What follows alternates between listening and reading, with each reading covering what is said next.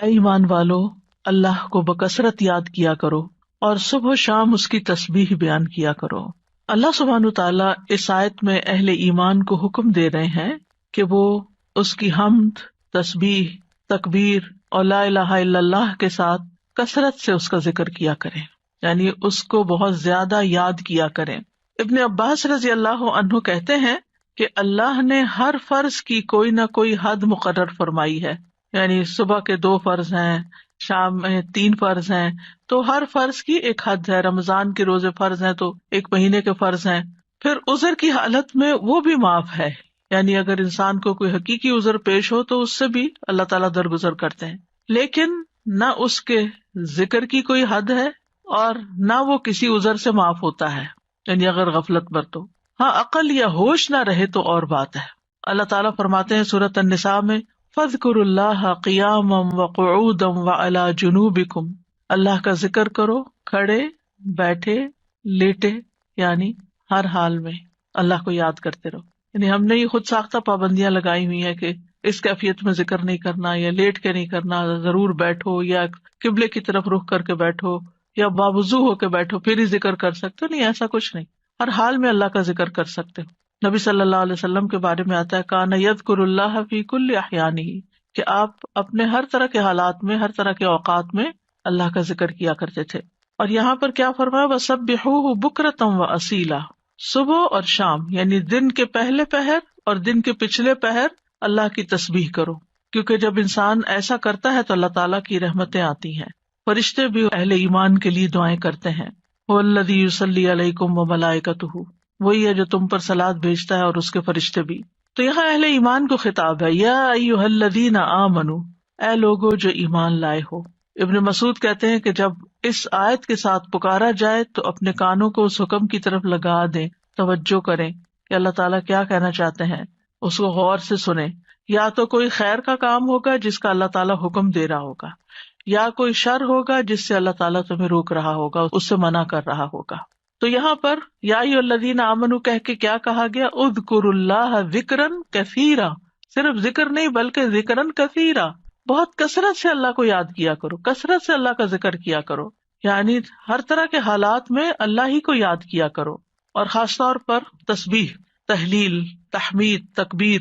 مجاہد کہتے ہیں یہ وہ کلمات ہیں جنہیں پاک، ناپاک، بے وضو اور جنبی بھی کہہ سکتا ہے، یعنی اگر کوئی حالت جنابت میں ہے تو بھی سبحان اللہ کہنے میں اس کو کوئی حرج نہیں، الحمدللہ وہ بھی کہہ سکتا ہے۔ جیسے اگر کسی کو نہانے کی ضرورت ہے اور اس کو تھوڑا ٹائم ہے نہانے میں کسی بھی وجہ سے، تو اس دوران اگر وہ پانی پینے لگا ہے تو بسم اللہ کہہ سکتا ہے، پانی پی چکا ہے تو الحمدللہ کہہ سکتا ہے، اسی طرح استغفر اللہ کہہ سکتا ہے۔ تو یہ کلمات ہر حال میں کہے جا سکتے ہیں۔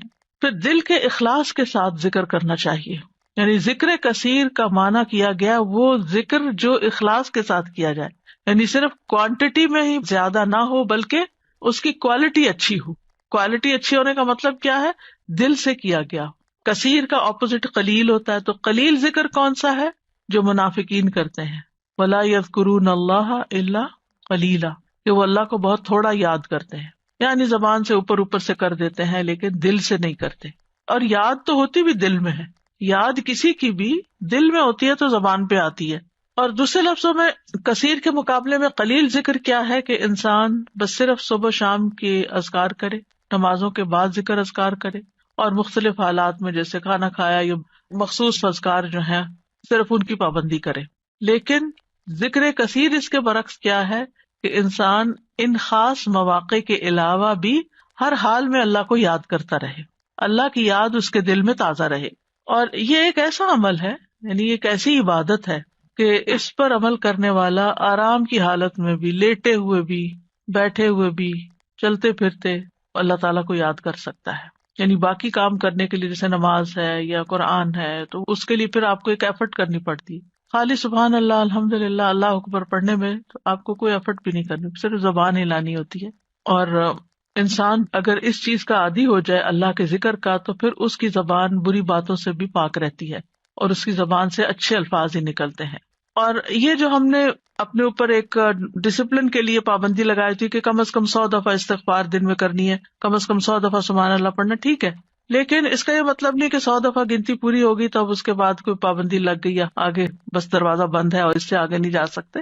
اتنا تو منیمم کریں ہی، یعنی اپنے آپ کو پابند کرے. کیونکہ جب انسان کسی بھی کام کے لیے اپنا ٹارگٹ سیٹ کر لیتا ہے نا کہ آج دن میں یہ کام میں نے اتنی دفعہ کرنا ہے یا فلاں اور فلاں کام، آپ کی ٹو ڈو لسٹ ہوتی ہے، تو آپ پھر اس کو چیک کرتے رہتے ہیں کہ ہاں یہ کام ہو گئے. اور اگر آپ نے کوئی ٹارگٹ نہیں سیٹ کیا ہوا، ہاں میں کروں گی، تو پھر وہ کام نہیں ہو پاتا. تو اس لیے انسان کو اپنے لیے ٹارگٹ رکھنے چاہیے جتنے بھی آسانی سے رکھ سکے، 100 دفعہ 200 دفعہ کچھ بھی، لیکن اس کے علاوہ بھی کھلا بھی ضرور پڑھنا چاہیے، اور یہاں اسی کی طرف توجہ دلائی گئی ہے. امام ابو عمر ابن الصلاح سے پوچھا گیا کہ ذکر کی وہ کتنی مقدار ہے جس کو کرنے کے بعد انسان ان لوگوں میں شامل ہو جائے جو کثرت سے اللہ کا ذکر کرنے والے ہیں. قرآن مجید میں آتا نا، والذاکرین اللہ کثیرا والذاکرات اعد اللہ لہم مغفرۃ واجرا عظیما، کہ جو بہت زیادہ اللہ کا ذکر کثرت سے کرتے ہیں، مرد ہیں عورتیں ہیں، اللہ نے ان کے لیے بہت بڑا اجر تیار کر رکھا ہے اور بخشش عطا کرے گا اس کو. یعنی وہ پھر کیا ہے، یعنی کتنا کرے کہ ہم ایسے خوش قسمت لوگوں میں شامل ہو جائیں. انہوں نے کہا کہ اگر وہ نبی صلی اللہ علیہ وسلم سے ثابت شدہ اذکار پر ہمیشگی کرتا ہے، ثابت شدہ یعنی جو پروون ہے، سنت میں موجود ہے، تو وہ ان لوگوں میں شمار ہوگا جو مرد اور عورتیں اللہ کا کثرت سے ذکر کرتے ہیں. وَسَبِّحُوهُ بُكْرَةً وَأَصِيلًا، اور اس کی تسبیح بیان کرو صبح اور شام.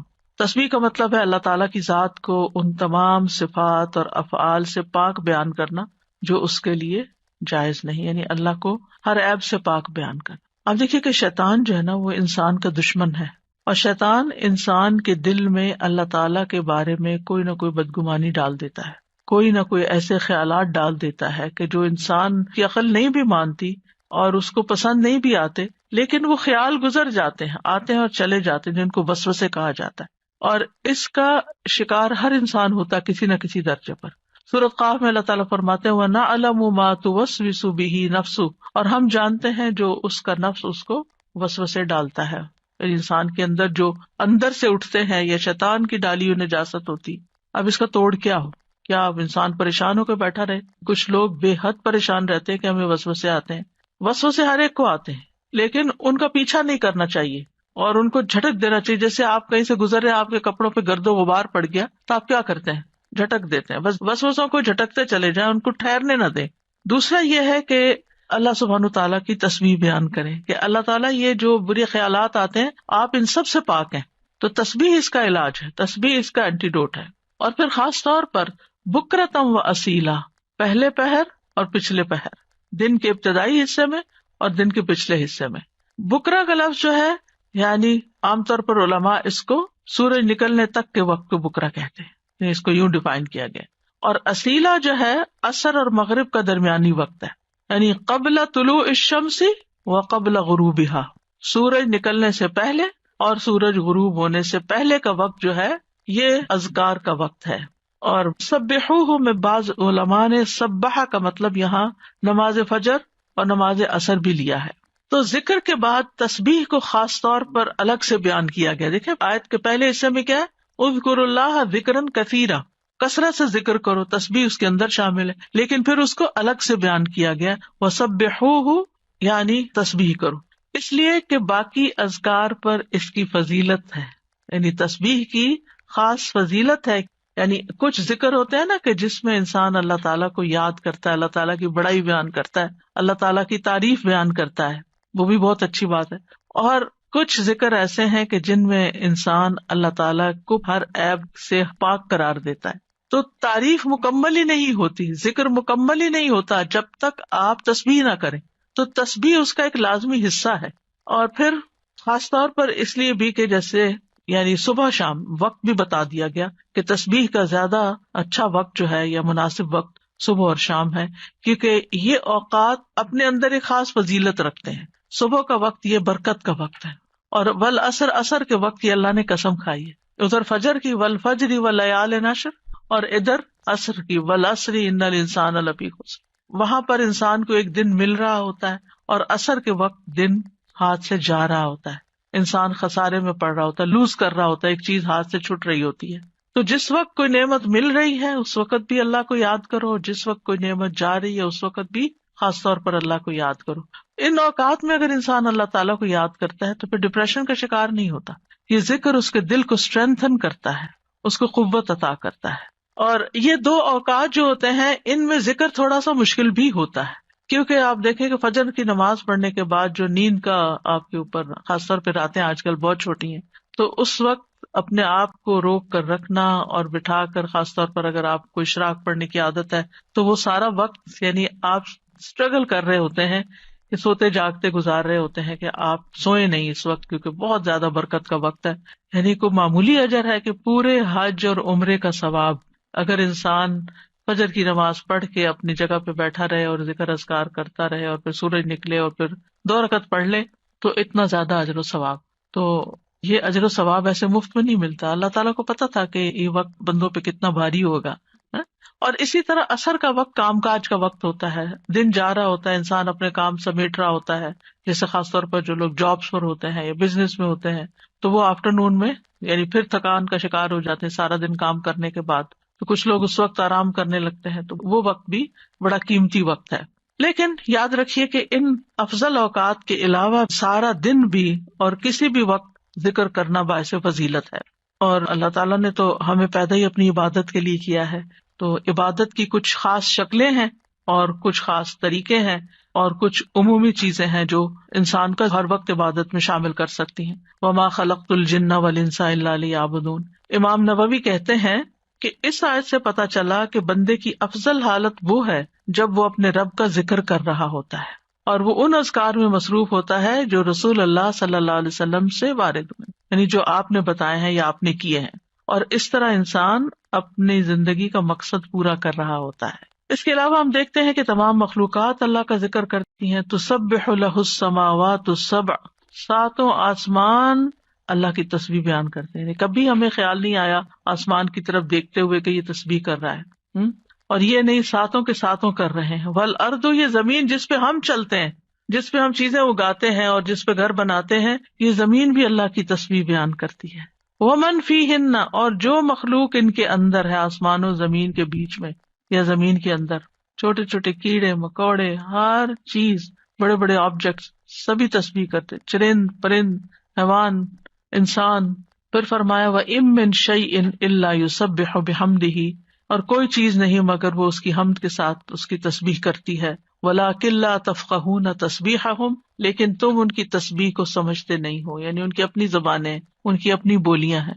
إِنَّهُ كَانَ حَلِيمًا غَفُورًا، بے شک وہ ہمیشہ سے بے حد بردبار، نہایت بخشنے والا ہے. داؤد علیہ السلام کے بارے میں ہم جانتے ہیں کہ ان کے ساتھ پرندے اور پہاڑ تسبیح کیا کرتے تھے. وَسَخَّرْنَا مَعَ دَاوُودَ الْجِبَالَ يُسَبِّحْنَ وَالطَّيْرَ، ہم نے داؤد کے ساتھ پہاڑوں کو مسخر کیا جو تسبیح کرتے تھے. فرشتے تسبیح کرتے ہیں. وَالْمَلَائِكَةُ يُسَبِّحُونَ بِحَمْدِ رَبِّهِمْ وَيَسْتَغْفِرُونَ لِمَنْ فِي الْأَرْضِ، فرشتے اپنے رب کی حمد کے ساتھ تسبیح کرتے ہیں اور زمین والوں کے لیے بخشش کی دعائیں کرتے ہیں. حاملین عرش جو ہیں وہ خاص طور پر اللہ کا ذکر کرتے ہیں. ان سب میں آپ دیکھیے، چاہے زمین آسمان کی ہر چیز ہو، چاہے فرشتے ہوں، چاہے پیغمبر ہوں، سب کے ساتھ تسبیح کا لفظ آ رہا ہے کہ تسبیح کرتے ہیں. یعنی خالی ذکر نہیں آیا بلکہ تسبیح آیا ہے. تو اس سے بھی تسبیح کی فضیلت پتہ چلتی ہے. سبحان اللہ و بحمدہ، سبحان اللہ العظیم، تسبیح بیان کرنا یعنی اللہ تعالیٰ کو ہر عیب سے پاک قرار دینا کہ اس میں کوئی نقص نہیں، کوئی کمی نہیں، وہ پرفیکٹ ہے، کوئی عیب نہیں، اس کا کوئی فیصلہ غلط نہیں، اس کا کوئی حکم، اس کا دین، ہر چیز صحیح ہے، جو بھی اس نے بنائی ہے پرفیکٹ بنائی ہے. تو الذین یحملون العرش ومن حولہ یسبحون بحمد ربہم، جو فرشتے عرش اٹھائے ہوئے ہیں اور جو اس کے ارد گرد ہیں، سب اپنے پروردگار کی حمد کے ساتھ اس کی تسبیح کر رہے ہیں، یعنی سارے کے سارے تسبیح کرتے ہیں. اور جہاں تک ذکر کا تعلق ہے تو قرآن مجید میں ذکر کا لفظ بھی آتا ہے، یعنی عمومی ذکر، تسبیح کے علاوہ جو بھی ذکر ہو، اللہ اکبر ہو، الحمدللہ ہو، لا الہ الا اللہ ہو، یا اور جو اذکار ہمیں بتائے گئے صبح شام کے. تو دیکھیے کہ مومنوں کی جو مختلف صفات بیان ہوئی ہیں ان میں صرف ذکر کے ساتھ کثرت کا لفظ آیا ہے. سورۃ الاحزاب کی آیت نمبر 35 ہے نا، ان المسلمین والمسلمات والمؤمنین والمؤمنات والقانتین والقانتات والصادقین والصادقات والصابرین والصابرات والخاشعین والخاشعات والمتصدقین والمتصدقات والصائمین والصائمات والحافظین فروجہم والحافظات والذاکرین اللہ کثیرا والذاکرات. یعنی ساری صفات اپنی جگہ ہیں کہ وہ مسلمان ہیں، مومن ہیں، فرما بردار ہیں، سچے ہیں، صبر والے ہیں، عاجزی کرنے والے ہیں، صدقہ کرنے والے ہیں، روزہ دار ہیں، اپنی شرمگاہوں کی حفاظت کرتے ہیں اور اللہ کا کثرت سے ذکر کرتے ہیں. تو اس سے بھی اندازہ لگائیں کہ ذکر کی کتنی اہمیت ہے کہ ذکر میں کثرت چاہیے. باقی چیزیں تو اپنے اپنے وقت پر ہوں گی، لیکن اللہ کے پسندیدہ وہ ہیں جو ذکر میں کثرت کرتے ہیں. جیسا کہ سورۃ آل عمران میں آتا ہے الذین یذکرون اللہ قیاما وقعودا وعلی جنوبہم، جو اللہ کو یاد کرتے رہتے ہیں کھڑے بھی، یعنی کچھ کام ہم کھڑے ہو کے کرتے ہیں، کھڑے ہو کے تھک جاتے ہیں تو وقعودا بیٹھ جاتے ہیں اور پھر لیٹ جاتے ہیں. تو چاہے کھڑے ہوں، چاہے بیٹھے ہوں، چاہے لیٹے ہوں، وہ ذکر نہیں چھوڑتے، ہر حال میں ذکر کرتے رہتے ہیں. یہ ان کی صفت ہے. یعنی ذکر کے لیے صرف کوئی وقت یا جگہ مخصوص نہیں ہے بلکہ ہر حال میں. اور پھر جو اس کا اجر ہے، نبی صلی اللہ علیہ وسلم نے فرمایا کیا میں تمہیں تمہارا بہترین عمل نہ بتاؤں جو تمہارے مالک کے نزدیک اچھا اور پاکیزہ عمل ہے اور تمہارے درجات میں سب سے زیادہ بلند ہے، سونا چاندی کے خرچ کرنے سے بہتر ہے، اللہ کی راہ میں جہاد کرتے ہوئے تمہارے کفار کی گردنیں مارنے اور ان کے تمہاری گردنیں مارنے سے بھی افضل ہے. صحابہ نے عرض کیا کیوں نہیں؟ آپ نے فرمایا اللہ تعالیٰ کا ذکر. یعنی بعض اوقات انسان سوچتا ہے نا کہ میں تو کچھ کر نہیں پا رہا، لوگ تو بڑے بڑے نیکی کے کام کر جاتے ہیں، اتنے مالدار ہیں، وہ اتنا صدقہ خیرات کرتے ہیں. خاص طور پر انسان جب ایسی چیریٹیز کے بارے میں سنتا ہے جو لوگ بہت آگے بہت بڑے بڑے کام کرتے ہیں تو انسان سوچتا ہے کہ میرے پاس تو کچھ ہے ہی نہیں کرنے کے لیے، میں تو ان کے برابر کبھی آ ہی نہیں سکتا. کچھ لوگ ہر سال حج عمرے پہ چلے جاتے ہیں، انسان سوچتا ہے میں تو یہ بھی نہیں کر سکتا. اسی طرح کچھ لوگ اور بڑے بڑے کام کر رہے ہوتے ہیں، خدمت خلق کے بڑے کام کر رہے ہوتے ہیں. آپ کبھی کبھی پڑھتے ہیں نا کہ مخصوص شخصیات کے بارے میں، اس نے اتنے ہزار لوگوں کو مسلمان کیا، انسان سر پکڑ کے بیٹھ جاتا ہے کہ ہم نے تو ایک کو بھی نہیں شاید کیا. تو اسی طرح فلاں شخص نے اتنے 100 مسجدیں افریقہ میں بنوا دی، کہتے ہم نے کیا کیا. تو اپنا بہت ہی چھوٹا لگتا ہے بھی چھوٹا، ایسا کچھ نہیں، لیکن اس وقت کیا چیز انسان کو حوصلہ دلاتی ہے کہ پھر اگر ہمارے یہ وسائل نہیں ہے یا ہم یہ نہیں کر سکے، خواہ ہماری طلب تھی کہ ہم یہ کر سکیں. کچھ کام ہوتے ہیں جو انسان کے ڈریمز ہوتے ہیں، کاش میں زندگی میں یہ کر لوں، لیکن پھر بھی نہیں، حالات اجازت دیتے، وسائل نہیں ہوتے. لیکن ذکر کر کے آپ ان ساری چیزوں سے آگے نکل سکتے ہیں، کیونکہ جو لوگ بڑے بڑے کام کرتے ہیں ان کے ساتھ بڑے خطرات بھی ہوتے ہیں کہ کبھی کسی وقت دل میں ریاکاری آ جائے، کسی وقت دل میں تکبر آ جائے، لوگ تعریف کر کر کے دماغ خراب کر دیں. تو جو چپکے سے بیٹھ کے کہیں نہ کہیں اپنے کام کاج میں لگا ہوا ذکر کر رہا ہے، اس کا تو کسی کو پتہ ہی نہیں کہ وہ کیا کر رہا ہے، وہ کتنے خزانے جمع کر رہا ہے. تو اس لیے جو چیز ہمارے ہاتھ میں ہے ہم اس کو تو گریب کریں، اس اپرچونٹی کو تو نہ جانے دیں، اس وقت کو تو نہ ضائع کریں، اس میں تو ہمارا کچھ بھی خرچ نہیں ہوتا. اور نبی صلی اللہ علیہ وسلم نے یہ بھی فرمایا، صحیح مسلم میں ہے، سبق المفردون قالوا وما المفردون یا رسول اللہ قال الذاکرون اللہ کثیرا والذاکرات. اچھا یہاں نوٹ کریں کہ ذکر کرنے والوں میں عورتوں کے نام بھی ساتھ ساتھ ہیں، کہ یہ صرف مردوں کے لیے نہیں ہے، عورتیں بھی اس میں شامل ہیں. نبی صلی اللہ علیہ وسلم نے فرمایا مفردون سبقت لے گئے، آگے چلے گئے، سابقون بن گئے. صحابہ نے پوچھا اللہ کے رسول مفردون کون ہے؟ آپ نے فرمایا اللہ کا بہت زیادہ ذکر کرنے والے مرد اور عورتیں، یہ مفردون ہیں جو اللہ کے قریب ہو گئے. تو ذکر ایک ایسی چیز ہے کہ جو انسان کو اللہ کا قرب عطا کرتا ہے، اور بھی بے شمار فائدے ہیں. جہاں تک صبح شام کے اذکار کا تعلق ہے تو سورۃ غافر میں آتا ہے، نبی صلی اللہ علیہ وسلم کو ارشاد ہے وَسَبِّحْ بِحَمْدِ رَبِّكَ بِالْعَشِيِّ وَالْإِبْكَارِ، اور صبح اور شام اپنے رب کی حمد کے ساتھ اس کی تسبیح کیجیے. یہ ڈائریکٹ حکم ہے. جو پہلے آیت میں نے آپ کو سنوائی تھی اس میں بھی حکم ہے صبح شام کا، اور یہاں بھی ابکار کا لفظ ہے، وہاں بکرا کا ہے، یہاں ابکار کا لفظ ہے، عشی والابکار، یعنی روٹ ایک ہی ہے لیکن تھوڑا سا تبدیل ہو گیا ہے. سورۃ طٰہٰ میں بھی آتا ہے فاصبر علی ما یقولون وسبح بحمد ربک قبل طلوع الشمس وقبل غروبها ومن آناء اللیل فسبح واطراف النہار لعلک ترضی. سو ان باتوں پہ صبر کیجیے جو وہ کہہ رہے ہیں، اور سورج طلوع ہونے سے پہلے اور اس کے غروب ہونے سے پہلے اپنے رب کی حمد کے ساتھ تسبیح کیجیے. تو تسبیح کا خاص وقت جو ہے، ویسے تو سارا دن کر سکتے ہیں، خاص اوقات یہ بتائے جا رہے ہیں جو قرآن میں خود بتا دیے گئے. اور رات کے کچھ اوقات میں بھی بس اس کی تسبیح کیجیے. رات کے کچھ اوقات میں جیسے حضرت فاطمہ رضی اللہ تعالیٰ عنہا کو نبی صلی اللہ علیہ وسلم نے تھکاوٹ کا علاج کیا بتایا تھا؟ تسبیحات. تو اپنا آخری کام تسبیح کیا کیجیے. نبی صلی اللہ علیہ وسلم خود بھی یعنی جب تک نیند نہیں آتی تھی تسبیح ہی کیا کرتے تھے. اور رات کے کچھ اوقات میں بھی بس تسبیح کیجیے، اور دن کے کناروں میں، تاکہ آپ خوش ہو جائیں. تو اس سے کیا پتہ چلتا ہے؟ یہ خوش ہونے کا نسخہ ہے خوش ہونے کا راز ہے اس میں، خوشی حاصل کرنے کا ذریعہ ہے. یعنی اگر آپ چاہتے ہیں کہ آپ کا دل مطمئن ہو، خوش ہو، تو آپ کو ان اوقات میں لازماً تسبیح کرنی چاہیے. اور جو ان اوقات میں تسبیح نہیں کرتے وہ غافلین میں شمار ہوتے ہیں، کیونکہ اللہ تعالیٰ فرماتے ہیں وَاذْكُر رَبَّكَ فِي نَفْسِكَ تَضَرُّعًا وَخِيفَةً وَدُونَ الْجَهْرِ مِنَ الْقَوْلِ بِالْغُدُوِّ وَالْآصَالِ وَلَا تَكُن مِّنَ الْغَافِلِينَ. اور اپنے رب کا ذکر کیجیے اپنے دل میں عاجزی اور خوف سے، بغیر بلند آواز کیے، چپکے چپکے، دل ہی دل میں، صبح اور شام کے وقت، اور آپ غافلوں میں سے نہ ہونا. یعنی جو ان اوقات میں تسبیح نہیں کرتے، ذکر نہیں کرتے، وہ غافل شمار ہوتے ہیں. اور خاص طور پر اس وقت میں جو تھوڑا سا بھی ذکر کیا جاتا ہے اس کا اجر بہت زیادہ ہے. رسول اللہ صلی اللہ علیہ وسلم نے فرمایا جو لوگ نماز فجر سے سورج نکلنے تک اللہ کا ذکر کریں، مجھے ان کے ساتھ بیٹھے رہنا زیادہ پسند ہے. کیونککہ نبی صلی اللہ علیہ وسلم کو حکم دیا گیا تھا نا، وَاصْبِرْ نَفْسَكَ مَعَ الَّذِينَ يَدْعُونَ رَبَّهُمْ بِالْغَدَاةِ وَالْعَشِيِّ يُرِيدُونَ وَجْهَهُ. آپ ان لوگوں کے ساتھ رہیے، ان کے ساتھ بیٹھیے جو اپنے رب کو صبح شام پکارتے ہیں اور ان سے اپنی نگاہیں نہ پھیریے. تو آپ نے فرمایا مجھے ان کے ساتھ بیٹھے رہنا زیادہ پسند ہے بنسبت اس کے کہ میں اولاد اسماعیل سے 4 غلام آزاد کروں. ایک وہ نیکی ہے اور ایک ایسے لوگوں کی کمپنی میں بیٹھنا جو اس وقت اللہ کا ذکر کرتے ہیں، اور میں ایسے لوگوں کے ساتھ بیٹھا رہوں جو نماز عصر سے سورج غروب ہونے تک اللہ کا ذکر کرے. یہ زیادہ پسندیدہ ہے اس سے کہ 4 غلام آزاد کروں. تو نماز عصر کے بعد کا وقت بھی صرف جمعے کا دن نہیں، کیونکہ ہم عام طور پر جمعے کے دن پھر بھی تھوڑا سا بہتر کر لیتے ہیں، لیکن عام دنوں میں ہم اس وقت کو دھیان نہیں کرتے.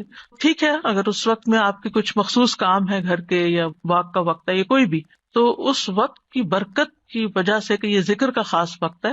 اور آپ نے یہ بھی دیکھا ہوگا کہ پرندے بھی صبح کے وقت سورج نکلنے تک چہچہا رہے ہوتے ہیں، اور پھر اس کے بعد جب چڑیا اپنے گھونسلوں کو جاتی ہیں اور جو ہی سورج غروب ہو جاتا ہے تو خاموشی سے سونے لگتی ہیں. تو یہ اوقات بھی یعنی ایک نیچرل تسبیح کے اوقات ہیں. اور ابھی آگے بھی وہ ذکر آئے گا، تسبیح آئے گی جو آپ نے حضرت جویریہ رضی اللہ تعالیٰ عنہا کو سکھائی تھی، وہ بھی انہی اوقات میں پڑھنے کی تسبیح ہے. اور صبح کے وقت ذکر کرنے سے شیطان کی گرہیں کھل جاتی ہیں انسان سے. جب انسان صبح کے وقت اٹھتا ہے اور پھر وضو کرتا ہے، نماز پڑھ لیتا ہے، ذکر کر لیتا ہے، تو حشاش بشاش خوش مزاج ہوتا ہے، ورنہ سستی ہوتی ہے اس کو. پھر اسی طرح یہ ہے، رسول اللہ صلی اللہ علیہ وسلم نے فرمایا بنی آدم کے ہر انسان کو 360 جوڑوں پر پیدا کیا گیا ہے، اس کے جسم میں 360 جوڑ لگے ہوئے ہیں. بس جو شخص اللہ اکبر، الحمد للہ، لا الہ الا اللہ، سبحان اللہ، استغفر اللہ کہے، لوگوں کے راستے سے پتھر یا کانٹا یا ہڈی ہٹا دے، یا نیکی کا حکم دے یا برائی سے روکے، تو یہ اس کے 360 جوڑوں کے شمار کے برابر ہے. اور وہ اس دن جب شام کرے گا تو اپنے نفس کو جہنم کی آگ سے دور کر لے گا. یعنی جو اپنے جوڑوں کا صدقہ روزانہ نکال لیتا ہے، اور یہاں مالی صدقے کے بارے میں بات نہیں ہو رہی، یہاں اذکار کی بات ہو رہی ہے خاص طور پر، یا کچھ کام ہے جس سے دوسروں کی تکلیف ہٹانا مقصود ہے، تو انسان اپنے آپ کو جہنم کی آگ سے آزاد کر لیتا ہے. ابن عثیمین کہتے ہیں کہ صبح و شام کی اذکار اپنے پڑھنے والوں کے لیے اس قدر وسیع، عظیم فوائد اور برکات پر مشتمل ہے کہ ان کا احاطہ نہیں کیا جا سکتا، ان کو بیان نہیں کیا جا سکتا. ان میں سے کچھ فائدے جیسے دل اور روح کی غذا ہیں ان اوقات کے اذکار. انسان کے دل کو سکینت ایک نصیب ہوتی ہے، ٹھہر جاتا ہے دل، ایک راحت محسوس ہوتی ہے، ایک مسرت محسوس ہوتی ہے. پھر اسی طرح دنیا اور آخرت میں امن اور سلامتی کا ذریعہ ہے. دنیا اور آخرت میں سلامتی کا ذریعہ ہے، کیونکہ پروٹیکشن کی دعائیں ہیں، اس میں حفاظت کی دعائیں ہیں. پھر خیر و برکات کے دروازے کھولنے کا سبب ہے. پھر چوتھی چیز ہے اجر و ثواب کے حصول کا ذریعہ ہے، یعنی بہت زیادہ اجر و ثواب ہے ان اوقات میں اذکار کا. پھر پانچویں چیز ہے شر کے واقع ہونے سے پہلے، یعنی کسی تکلیف کے آنے سے پہلے اور واقع ہونے کے بعد اسے ہٹانے کا ذریعہ ہے. ویسے بھی نبی صلی اللہ علیہ وسلم نے فرمایا نا، دعا اس مصیبت میں بھی فائدہ دیتی ہے جو واقع ہو چکی ہے، اور اس میں بھی فائدہ دیتی ہے جو ابھی واقع نہیں ہوئی، جو ابھی مصیبت نہیں آئی. اے اللہ کے بندو دعا کو لازم کر لو. تو یہ صبح شام کی دعائیں ہی ہیں ایک طرح سے ان میں زیادہ تر. پھر ان اذکار میں انسان اللہ کی نعمتوں اور مہربانیوں کا اعتراف کرتا ہے، یعنی صبح شام کے اذکار جو ہے یہ اللہ کی پے در پے نعمتوں کا اعتراف ہے. جیسے سید الاستغفار میں کہتا ہے نا، ابو لک بنعمتک علیہ، اللہ جو تیری نعمتیں مجھ پر ہیں میں ان کا اقرار کرتا ہوں، ایکنالج کرتا ہوں. اللہ تعالیٰ کی مہربانیوں اور اس کے احسان پر اس کا شکر ادا کرنا ہے. پھر ساتویں چیز یہ ہے کہ رب کے سامنے فقر اور عاجزی کا اظہار ہے کہ میں تجھ سے بے نیاز نہیں ہوں، تیری ہی پروٹیکشن چاہتا ہوں، تیری طرف رجوع کرتا ہوں. پھر آٹھویں چیز یہ ہے کہ یہ بندے کی اصلاح کے اسباب میں سے ہے، اور خاص طور پر دل کی اصلاح. اور دل کی اصلاح ہو نہیں سکتی جب تک دل میں اللہ کی محبت یا اللہ کے لیے محبت اور اللہ کی تعظیم اور اللہ کی بڑائی اور اللہ تعالیٰ کے پاورفل ہونے اور اس کے سارے جو اسماء و صفات ہیں ان پر یقین نہ ہو. اس وقت تک اللہ کی بڑائی دل میں نہیں آتی. ابن عباس کہتے ہیں کہ جو شخص صبح شام کے اذکار پر حفاظت کرے، سچائی، ایمان اور اللہ پر بھروسہ اور اعتماد کرتے ہوئے یہ اذکار کرے، اور یہ دعائیں جن معنی پر دلالت کرتی ہوں ان کے لیے انسان کا سینہ کھلا ہوا ہو، تو یہ سے جادو اور دیگر مصیبتوں کے واقع ہونے سے پہلے ان کے شر سے بچانے کا سب سے بڑا سبب ہے، اور تکلیف واقع ہو جائے تو ان کو ہٹانے کا بھی سب سے بڑا سبب ہے. یعنی ان کو چھوڑنا نہیں چاہیے، کیونکہ بعض اوقات کوئی تقدیر نافذ ہونی ہوتی ہے تو انسان بھول ہی جاتا ہے یا سویا ہی رہ جاتا ہے یا کوئی بھی وجہ بن جاتی ہے اور انسان غافل ہو جاتا ہے اور اتنے میں وہ واقع ہو جاتی. ابن قیم کہتے ہیں کہ دعائیں اور تعوذات ہتھیار کی طرح ہیں، ہتھیار ہیں. ہتھیار مارنے والے کی قابلیت اور صلاحیت کے مطابق اثر کرتا ہے، صرف تیز دھار کے ساتھ نہیں. یعنی آپ کے پاس کیسی بھی سورڈ ہو، آپ کے پاس کیسی بھی گن ہو، لیکن اگر آپ کو چلانی نہیں آتی تو فائدہ نہیں ہے. جب ہتھیار کامل ہو اور اس میں عیب نہ ہو اور وہ بازو طاقتور ہو جو ہتھیار چلاتا ہے اور رکاوٹ نہ پائی جاتی ہو، تو اس ہتھیار کے ساتھ دشمن کے لیے تاثیر واقع ہوگی اور وہ دشمن کو بھگا دے گا، زخمی کر دے گا. اگر ان چیزوں میں سے کسی میں کوئی کمی ہو جائے تو تاثیر بھی کم ہو جائے گی. کون کون سی چیزیں؟ ہتھیار بھی اچھا، عیب بھی نہ ہو اور چلانا بھی صحیح آتا ہو. آپ نے عام طور پہ سنا ہوگا لوگ کہتے ہیں کہ ہم خود نہیں رقیہ کر سکتے، کسی راقی کے پاس جانے کی کیا ضرورت ہے. ہم بھی کر سکتے ہیں، بھی ضرور کرو، کسی نے منع تو نہیں کیا. لیکن بعض اوقات جو راقی ہوتے ہیں نا، ان کا جو یقین ہوتا ہے، ان کا جو انداز ہوتا ہے، ان کی جو آواز ہوتی ہے، اس کا اثر ہی کچھ اور ہوتا ہے. چلے رقیے کو آپ چھوڑیں، عام جو زبان میں بات کرتے ہیں، مثلا ایک شخص کہتا ہے ادھر آؤ، بچے کو کہتے ہیں ادھر آؤ، وہ سنتا ہی نہیں، تو اس کہتا ہے ادھر آؤ، تو وہ ڈر کے مارے آ جاتا ہے. کہنے والے کے کہنے میں بڑا فرق بھی ہوتا ہے اور اس کا اثر بھی فرق ہوتا ہے. کچھ لوگوں کی بات لوگ آسانی سے مان جاتے ہیں اور کچھ کی تو بالکل نہیں مانتے. ہم سب جانتے ہیں، گھر میں بھی عام طور پہ دیکھا گیا کہ ماں کی بات کا اثر اور ہوتا ہے، باپ کی بات کا کچھ اور ہوتا ہے، کبھی وائس ورسا بھی ہوتا ہے.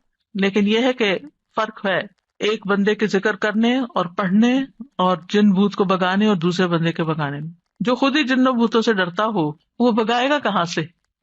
تو جو ایسا کام کرنے والے ہوتے ہیں نا، اللہ نے ان کو خاص صلاحیتیں دی ہوتی ہیں اور خاص ٹیکنیکس بھی دی ہوتی ہیں اور سجھائی ہوتی ہیں، ان کے دل میں ڈالی ہوتی ہیں. بعض اوقات وہ کسی کو نقل نہیں کر رہے ہوتے، وہ جو ان کے دل میں آتا ہے اس کے مطابق وہ بیان کرتے جاتے، پڑھتے جاتے ہیں مریض کے حسب حال، کیونکہ ہر مریض فرق ہوتا ہے، ان کا ایکسپیرینس بھی فرق ہوتا ہے کہ کیا چیز فائدہ دیتی کیا نہیں دیتی.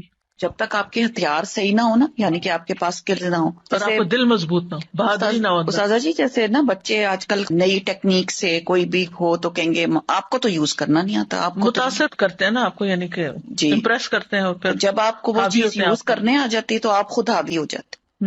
اور اسی طرح ہی جب آپ کو پتا ہوتا ہے کہ آپ نے ہتھیار کیسے یوز کرنا ہے تو پھر آپ کی پاورز اور قسم کی ہوتی ہیں، اور یہی وہ طاقت اور وہ پاور ہے جس سے آپ نا شیطان کو بھگا سکتے ہیں. اور میں کہتی ہوں نا حضرت عمر رضی اللہ تعالیٰ سے کیوں شیطان ڈرتا تھا، ان کے اندر وہ پاورز تھیں. بالکل سبحان اللہ.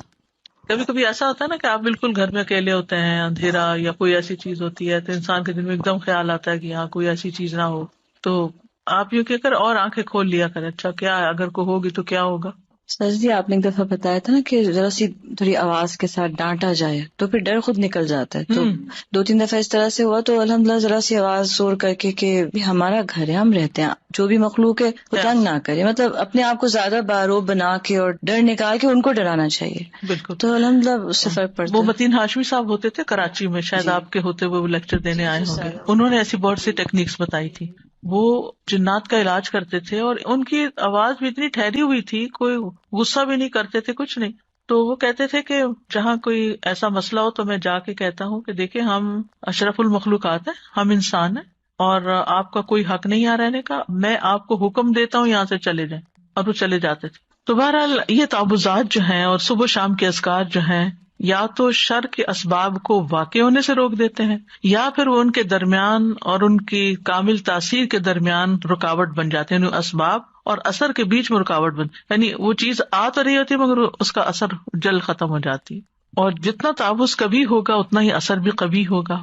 دعا جو ہے وہ تقدیر بدل دیتی ہے. ابن عثیمین کہتے ہیں دعا تقدیر کو ٹال دیتی ہے. صبح شام کے اذکار دعاؤں اور تعوذات کا ایک مجموعہ ہے، اور دعا تقدیر کو ٹالتی ہے اور اللہ کبھی تقدیر کا فیصلہ صادر کرتا ہے اور اس کے لیے ایک سبب مقرر کرتا ہے، یعنی تقدیر نافذ ہونے کے لیے کوئی وجہ، ذریعہ، جو اس تقدیر کے آگے رکاوٹ بن جاتی ہے. ٹھیک ہے، تو دعا بھی انہیں اسباب میں سے ایک سبب، یعنی تقدیر بھی اللہ نے بنائی، وہ اتر رہی ہے تقدیر، اور اس کو ہٹانے کا سبب بھی اللہ نے بنایا ہے. اور وہ اسباب میں سے ایک سبب کیا ہے؟ یہ دعائیں، یعنی وہ آتی ہے اور دعائیں اس کو پیچھے دھکیل دیتی ہیں. اللہ نے یعنی صرف تقدیر نہیں بنائی، اللہ نے اس کو ٹالنے کا ذریعہ بھی بنایا ہے، اسباب بھی بنائے، اور دعا ان میں سے ایک سبب ہے. سمپل سے امام نووی کہتے ہیں دعا مصیبت کو ہٹانے اور رحمت کو پانے کا ایک سبب ہے، یعنی ایک ہتھیار ہے. پہلے بات ہوئی نا کہ ہتھیار ہے دعا، جیسے ڈھال ہتھیار کے حملے کو روکنے کا سبب ہے، جیسے ڈھال تلوار کے حملے کو روکنے کا سبب ہے. اور پانی زمین سے نباتات اگانے کا سبب ہے، بارش ہوتی ہے تو زمین ہری بھری ہو جاتی ہے، تو یہ سبب ہے نا. زمین کے اندر پوٹینشیل تھا، لیکن جب تک پانی نہیں آیا تو وہ دبی رہی، جب جو پانی آیا تو اس نے اپنا اندر کا سب باہر نکال دیا. ابن قیم کہتے ہیں ایک دفعہ شیخ الاسلام ابن تیمیہ کے پاس میں موجود تھا، انہوں نے صبح کی نماز پڑھی، پھر وہ بیٹھ کر اللہ کی عبادت کرتے رہے اور ذکر کرتے رہے. تقریباً آدھا دن گزر گیا. میری طرف دیکھا اور کہا یہ میرا ناشتہ ہے، اگر میں یہ غذا نہ کھاؤں تو میری قوت ساکت ہو جائے، کچھ کر نہ سکوں. آپ کو پتا 35 جلدوں میں انہوں نے لکھا ہے فتاوا، ان کے فتاوا کو اکٹھا کیا گیا، پوری شیلف بھر جاتی ہے، بلکہ اس سے بھی بچ جاتی ہے، کتابیں دوسری شیلف میں رکھنی پڑتی. تو ہم سوچئے کہ اتنے بڑے بڑے کام لوگ کس طرح کر جاتے تھے اللہ کی مدد کے ساتھ، اور اللہ کی مدد اللہ کے ذکر کے ساتھ آتی ہے. اور خاص طور پر فجر کے بعد سونے کو جو ناپسند کرنا، کیونکہ وہ برکت کا وقت ہوتا تھا. ابن قیم کہتے ہیں سلف صالحین کے نزدیک یہ بات ناپسندیدہ اور مکروہ تھی کہ صبح کی نماز سے لے کر سورج کے طلوع ہونے تک انسان سوئے. یہ غنیمت کا وقت ہے. سورج نکل آئے پھر اپنا کام کاج کر کے اگر آپ دوبارہ ریسٹ کرنا چاہیں، کیونکہ راتیں چھوٹی ہیں، تو پھر اور بات ہے. یہ وقت رزق کے نازل ہونے کا اور رزق بانٹنے کا وقت ہے، اس میں برکت نازل ہوتی ہے. اب اس کے بعد ہے صبح شام کے اذکار کے آداب جو ہے وہ کیا ہے. سب سے پہلی بات یہ کہ زبان اور حضور قلب کے ساتھ، دل اور زبان کی حاضری کے ساتھ ذکر کیا جائے. جب یہ دونوں چیزیں متحد ہو جاتی ہیں اور اذکار کرنے والا سچائی، یقین اور اللہ کے ساتھ اچھا گمان کرتے ہوئے ان کے معنی میں غور و فکر کرتے ہوئے پڑھتا ہے تو یہ پڑھنے والے کو فائدہ دیتی ہیں، اس پڑھنے والے کی حفاظت ہوتی ہے، اس سے مصیبتیں دور ہوتی ہیں. ابن قیم کہتے ہیں تمام اذکار سے افضل اور زیادہ مفید وہ ذکر ہے جس میں زبان اور دل ساتھ ہوں، جو بول رہے ہیں وہ آپ کا دل سمجھ بھی رہا ہے اور اس کے موافق ہوں، اور وہ نبوی اذکار سے ہوں، یعنی سنت سے ثابت ہوں، اور ذکر کرنے والا معنی اور مقصد سمجھتا ہو. پھر اسی طرح ان اذکار کا وقت جو ہے طلوع فجر سے پہلے شروع ہو جاتا ہے اور طلوع شمس سے پہلے تک رہتا ہے، یعنی جو ہی اذان ہوتی ہے نا فجر کی، اس وقت سے شروع ہو جاتا ہے سورج نکلنے تک. اور شام کے اذکار کا وقت عصر کے بعد سے لے کر رات کے اول حصے تک ہوتا ہے، مغرب کے وقت تک.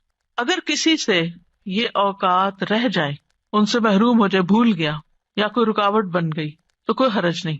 صبح کے اذکار چاش کا وقت ختم ہونے تک پڑھ لے اور شام کے اذکار رات کے 1/3 حصے تک پڑھ لے، لیکن یہ رخصت ہے، اصل وقت ان کا سورج نکلنے سے پہلے اور غروب ہونے سے پہلے کا. یہ ابن باز کہتے ہیں سنت یہ ہے کہ صبح اور شام کے اذکار اور دعاؤں کو ان کے وقت میں ادا کرنے کی حفاظت کی جائے. جب ان کا وقت ختم ہو جاتا ہے تو وہ ثواب بھی ان کے وقت کے ساتھ ختم ہو جاتا ہے جو اس وقت سے متعلق تھا. اب صبح شام کے اذکار میں سب سے پہلا ذکر آیت الکرسی کا ہے. آیت الکرسی کیا ہے؟ اللہ لا الہ الا هو الحی القیوم آخر تک. صبح شام آیت الکرسی پڑھنے سے حفاظت ملتی ہے، یعنی حدیث سے بھی ثابت ہے، خاص طور پر جنات کے اثر سے بچاؤ ہوتا ہے. آیت الکرسی میں آپ دیکھیں اللہ سبحانہ تعالیٰ کا تعارف ہے، اس کے اسماء و صفات ہیں. قرآن کریم کی کوئی اور آیت ایسی نہیں جس میں اللہ تعالیٰ کے اتنے نام اور صفات بیان ہوئی ہوں. اس میں اللہ کا ذاتی نام اللہ بھی آیا اور تقریباً 27 صفات اور افعال وغیرہ آئے ہیں. سب سے پہلے اللہ تعالیٰ کی الوہیت کا ذکر ہے، اللہ لا الہ الا ہو، کہ وہ الوہیت میں اکیلا ہے. پھر الحی القیوم، اور یہ دونوں نام ان کو اسماء اعظم بھی کہا گیا ہے. حی زندہ ہے، یعنی اس کو کبھی موت نہیں آئی، کمال صفات میں سے، اور قیوم قائم رکھنے والا کمال افعال میں سے. بعض لوگ یہ سوال کرتے ہیں نا کہ اللہ تعالیٰ کو کس نے پیدا کیا ہے، تو اللہ سبحانہ تعالیٰ کی کوئی بگننگ نہیں ہے جیسے ہماری بگننگ ہے اور ہمارا ایک اینڈ ہے. نہیں، اللہ کی ایسے نہیں. اس میں آپ دیکھیے کہ ٹائم کا کریٹر اللہ ہے، تو جب ٹائم ہی نہیں تھا تب بھی اللہ ہے. یہ مہینے اور سال کس نے بنائے، اور ان کی نشاندہی کس سے ہوتی؟ سورج سے. ایک وقت تھا کہ سورج نہیں تھا، دن اور رات نہیں تھے، مہینے اور سال نہیں تھے، اللہ تعالیٰ اس وقت بھی موجود تھا. هو الاول، وہی اول ہے، والآخر والظاہر والباطن. اس لیے اللہ سبحانہ وتعالیٰ کو پہچاننا ضروری ہے، اس کو جاننا ضروری ہے، اور اس پہچان اور جان کے ساتھ اگر آپ پھر ذکر کرتے ہیں تو اس کا اثر ہی کچھ اور ہوتا ہے. آیت الکرسی بہت پاورفل آیت ہے. اس کے پاور کی وجہ کیا ہے؟ اس میں اللہ تعالیٰ کے نام اور صفات بیان ہوئے. لا تأخذہ سنۃ ولا نوم، نہ اس کو نیند آتی ہے نہ اونگ آتی، ہلکی نیند بھی نہیں آتی، گہری نیند آتی ہی نہیں ہے. پھر ہر چیز کا مالک ہے، لہو ما فی السماوات و ما فی الارض، ہر چیز اسی کی ہے، ہر چیز اسی کے کنٹرول میں ہے. من ذا الذی یشفع عندہ الا باذنہ، کوئی اس کے ہاں سفارش بھی نہیں کر سکتا، اس کی جرات بھی نہیں کر سکتا مگر جس کو وہ خود اجازت دے. یعنی پورا کنٹرول، اقتدار سب اسی کا ہے. یعلم ما بین ایدیہم وما خلفہم، اس میں اللہ تعالیٰ کے وسیع علم کی خبر دی گئی ہے کہ اللہ تعالیٰ بندوں کا ماضی مستقبل ہر چیز جانتا ہے. بندے اپنے بارے میں سب کچھ نہیں جانتے، اور جو جانتے ہیں وہ بھی ان کو یاد نہیں ہوتا. پچھلے دنوں کسی نے ایک نوٹ بھیجا، اس میں لکھا کہ جب آپ یونیورسٹی میں پڑھاتی تھی تو اس وقت الہدیٰ نہیں بنا تھا، تو میں ایک دن آپ کی کلاس اٹینڈ کرنے کے لیے گئی، تو آپ نے سنن نبی داؤد میں سے فلاں چیپٹر پڑھایا اور آپ سے اسٹوڈنٹ نے یہ سوال کیا اور آپ پیپر دے کے ان کے اوپر ڈسکس کریں. میرے کسی حافظے میں ہے ہی نہیں کچھ، مجھے بالکل یاد نہیں کہ ایک اسٹوڈنٹ نے آپ سے یہ سوال کیا تھا اور آپ نے اس کا یہ جواب دیا تھا، کچھ بھی یاد نہیں. ہمارا اپنے بارے میں یہ حال ہے کہ ہم اپنے آپ کو نہیں جانتے. ہم جو کچھ کر چکے ہیں ہم نہیں جانتے کہ ہم نے زندگی میں کیا کچھ کیا، تو ہم کسی اور کے بارے میں تو کیا جانیں. لیکن اللہ سب کچھ جانتا ہے. یعلم ما بین ایدیہم، جو فیوچر میں ان کے آگے آ رہا ہے، وما خلفہم، جو پیچھے گزر چکا ہے، سب پتا ہے اس کو. یہ اس کے وسیع علم کی ایک جھلک ہے. باقی ہر چیز کے بارے میں جو کچھ وہ جانتا ہے، وہ تو کوئی ایک پتا نہیں گرتا مگر وہ اس کو جانتا ہے. خشکی میں، سمندر میں، آسمانوں میں، زمین میں، کسی پتھر کے اندر ایک دانہ بھی چھپا ہوا تو مثقال ذرۃ فی السماء والارض ولا یحیطون بشیء من علمہ الا بما شاء، اور جو اس کا علم ہے اس میں سے کوئی اس کے علم کا احاطہ ہی نہیں کر سکتا مگر جتنا وہ چاہتا ہے. یعنی اس کے علم کا بہت تھوڑا حصہ انسانوں کو ملا. جیسے خضر اور موسیٰ علیہ السلام کے واقعے میں آتا ہے نا کہ وہ جب کشتی میں بیٹھے تو ایک چڑیا نے پانی کی چونچ میں لیا تھا کہ بندوں کا علم اللہ کے علم کے مقابلے میں ایسا ہی جیسے چڑیا کی چونچ میں پانی اس سمندر کے مقابلے. تو ساری مخلوق کا علم اتنا سا ہے، بس اس پر تو پھر ہم بھروسہ کرتے ہیں، اس علم کے اوپر ہم فخر کرتے ہیں، اور جو اللہ کا علم ہے اس کی طرف کبھی توجہ ہی نہیں کی. وسع کرسیہ السماوات والارض، اللہ کی عظمت کے ساتھ ساتھ اس کی مخلوقات کی عظمت کو بیان کیا گیا. یہاں کرسی جو اللہ کی مخلوقات میں سے ایک مخلوق ہے، وہ آسمان و زمین پہ چھائی ہوئی ہے، ہر چیز کو انکمپس کیے ہوئے. پھر جو اس کا بنانے والا ہے اس کی عظمت کیا ہوگی.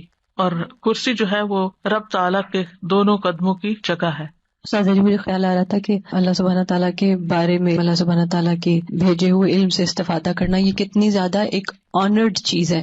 تو ہم خود بھی اس آنر کو آنر نہیں کرتے، کیونکہ آپ دیکھیں کہ کوئی سمر سے یا کوئی پچھلے سال